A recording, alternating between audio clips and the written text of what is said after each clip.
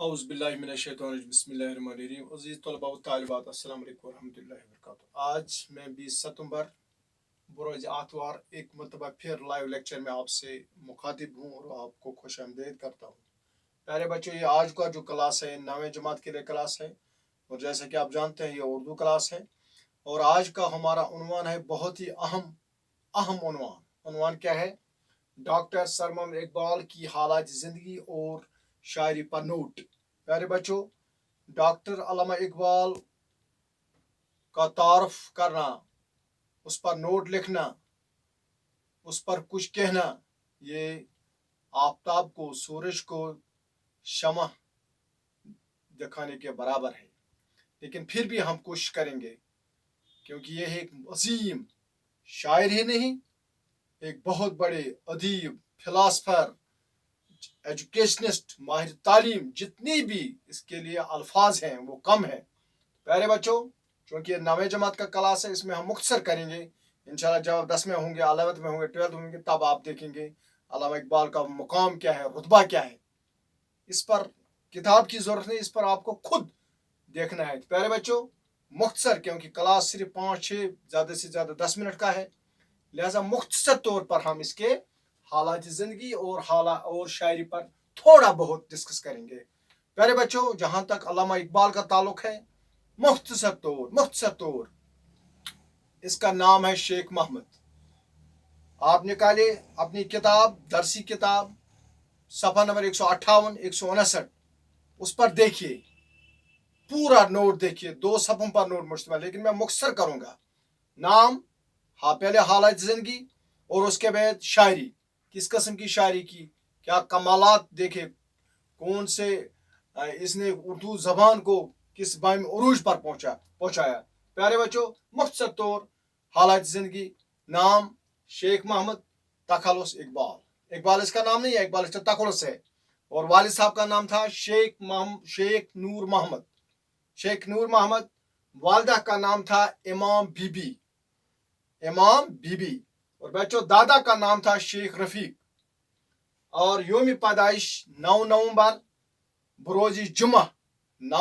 बरोज़ जुमा 1877 ईस्वी में सियालकोट में पैदा हुए। तब पाकिस्तान और हिंदुस्तान एक ही मुल्क था, जिसको भारत कहते थे। प्यारे बच्चों, और जाय पैदाइश मैंने बताया सियालकोट, और योम पैदाइश 21 अप्रैल 1938 ईस्वी को लाहौर में पैदा हुए। और 1947 ईस्वी को हिंदुस्तान और पाकिस्तान 2 अलग अलग मुल्क बन गए। 14 अगस्त 1947 को पाकिस्तान वजूद में आया और 15 अगस्त 1947 को हिंदुस्तान वजूद में आया। तो फिर बंटवारा हुआ। ये एक बहुत बड़ा लंबा चौड़ा टॉपिक है, यहाँ तो इस पर हम बात नहीं करेंगे। तो प्यारे बच्चों, मुख्तसर तौर जब आपको, और मुझे उम्मीद है ये हर एक एग्जाम में आता है, चाहे 9th हो, 10th हो, 11th हो, 12th हो, आगे, क्योंकि इसकी एक देन है उर्दू की। हम आज वैसे तो शायर इसको पेश करेंगे, लेकिन ये एक अदीब है, ये एक फिलासफर है, ये एक माहिर तालीम है, और इसके साथ साथ ये एक फलसफा दान था। इसने उर्दू अदब को, इसने उर्दू शायरी को वो कुछ दिया। और इतना ही नहीं, बल्कि ये इस्लामी शायर तस्वर किए जाते थे। इसने मगरिब को दिखाया, इसने मगरिब में पढ़ा, इसने यूरोप में पढ़ा और वहाँ का फलसफा भी पढ़ा। लेकिन साथ साथ इसने इस्लाम को, इसने कुरान करीम को अपने इशार में तशरीह की। एक जगह कुरान पाक में आयत है, उसका मफहूम यह है कि खुदा उस कौम की हालत नहीं बदलती है जब तक खुद, यानी इंसान कुछ करे। और अल्लामा इकबाल ने क्या खूबसूरत शेर इस पर बनाया, खुदा ने आज तक उस कौम की हालत नहीं बदली, न हो जिस कौम को खुद अपनी हालत बदलने का ज़ौक़ हो।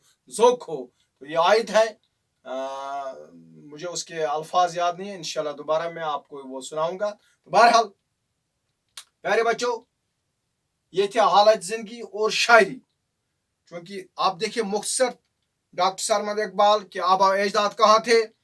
वो कश्मीर से हिजरत करके सियालकोट गए थे, यानी बुनियादी तौर पर ये कश्मीरी है अल्लामा इकबाल।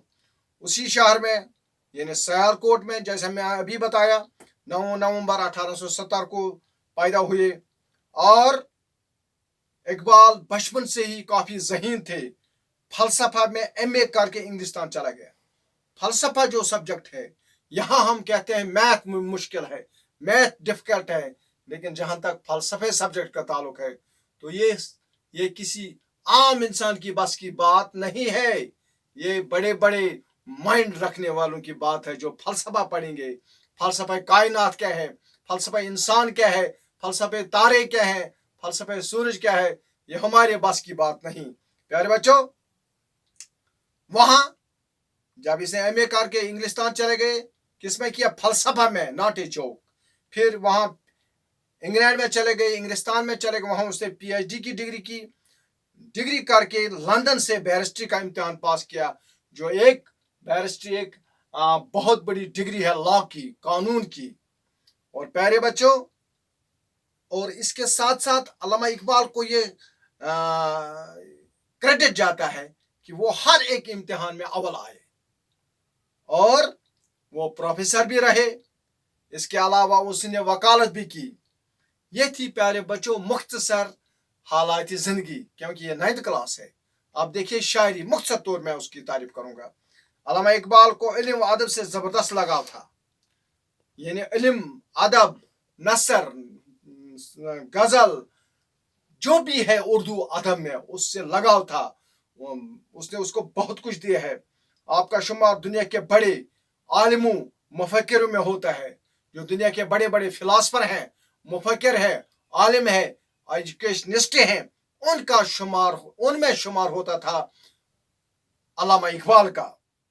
आप उर्दू और फारसी के मशहूर और आला पाए के शायर थे।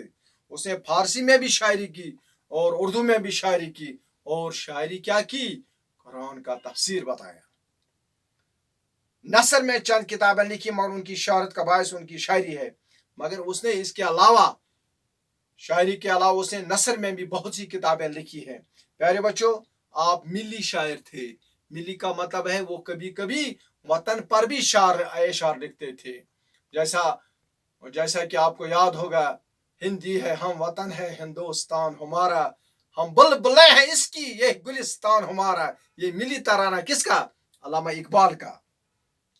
और अपनी शायरी में फलसफे जिंदगी बयान किया, और उसने अपनी जिंदगी में फलसफा बयान किया। फलसफा क्या था? इंसान क्या है, इंसान का वजूद क्या है, कुदरत क्या है, कुदरत का वजूद क्या है, हम आए कहाँ से, हमें जाना कहाँ है। ये फलसफा आम इंसान के बस की बात नहीं। ये अल्लामा इकबाल को समझ में आया था और उसी ने समझाने की कोशिश की। वो बेअमनी को मौत समझते थे। अल्लामा इकबाल ही ये बात कहने के हकदार हैं कि जो बेअमल है, बेअमल मौत के बराबर है। यानी इंसान खुददार होना चाहिए, इंसान बाअमल होना चाहिए, इंसान में जबरूत होना चाहिए, और वो खुद की तरबियत पर जोर देते थे। वो हमेशा कहते थे खुददारी, यानी मन अरफा नफ्सहू फकत अरफा रब्बहू। अल्लाह, ये हजरत अली करमुल्लाह ताला वजू का कौल है, अपने आप को पहचानो, और जो अपने आप को पहचानेगा वही खुदा को पहचान सकता है। प्यारे बच्चों, अल्लामा इकबाल को कश्मीरी होने पर नाज था। वो कहते कि मैं कश्मीरी हूँ, मुझे इस पर फख्र है। और उनके शायरी मजमू में बांगी दिरा, याद रखना, बड़े बड़े मजमुए, बांगी दिरा, बाली जबरील, ज़रब कलीम और अरमगानी हिजाज काबिल जिक्र है। ये 4 शायरी के मजमुए अल्लामा इकबाल के मशहूर हैं। और फिलाकर ये दुनिया हर एक को छोड़ना है। और 21 अप्रैल 1938 को ये मुझे मैं कहता हूं किस नाम से पुकारूं इस अजीम हस्ती को। ये अल्लामा इकबाल इस दुनिया से चले गए। एक चिराग बुझ गया। उर्दू अदब के लिए नहीं, मैं कहता हूं आलम इस्लाम के लिए भी। और उसने जितनी खदमत की, अदब की, इंसानियत की, इस्लाम की, उसके लिए हमें अल्फाज नहीं है। बहरहाल प्यारे बच्चों, ये 9th क्लास है। इसी पर मैं आज का जो ये लेक्चर था, live lecture, doctor sir Mohammad Iqbal, और सर भी खिताब मिला उसको, कहाँ? इंग्लिस्तान में इतने बड़े बड़े खिताब उसको मिले, क्योंकि उसकी बहुत बड़ी कंट्रीब्यूशन थी हर एक शोबे में। बहरहाल हमारी दुआएं हैं कि अल्लाह ताला उसको जन्नत में आला से आला मुकाम अता करे, और उसका जो पैगाम है, खुद ही का पैगाम, हमें उस पर अमल करने की तौफीक दें। प्यारे बच्चों, इंशाल्लाह कल हम 21 सितंबर को, सोमवार को, इसी की एक नज़म बज़्म उंजम सितारों की महफिल, हम कल यानी 21 सितंबर को बज़्म उंजम सितारों की महफिल सजाएंगे, और मैं आपको समझाऊंगा, बताऊंगा कि अल्लामा इकबाल ने इस बज़्म उंजम में क्या बयान किया। इंशाल्लाह वो कल होगा हमारा मौजू। लिहाजा आप एक काम करना, आज ही बज़्म उंजम सफ़ा नंबर 160 161 पर है, इसको अच्छी तरह से पढ़ना, सिर्फ पढ़ना, न याद करना है न कुछ करना है, सिर्फ पढ़ना है। कल जब मैं आपको इसकी तशरीह करूंगा, इसको समझाने की कोशिश करूंगा, तो मुझे उम्मीद है कि आपको बिल्कुल आसानी से, आराम से, बगैर किसी हिचकिचाहट के आप समझेंगे। तो इंशाल्लाह कल, अगर खुदा ने चाहा तो इंशाल्लाह कल हम ये इसकी नज़म जो है, मज़मून जो पढ़ेंगे। शुक्रिया, आज बस इतना ही। खुदा हाफिज़।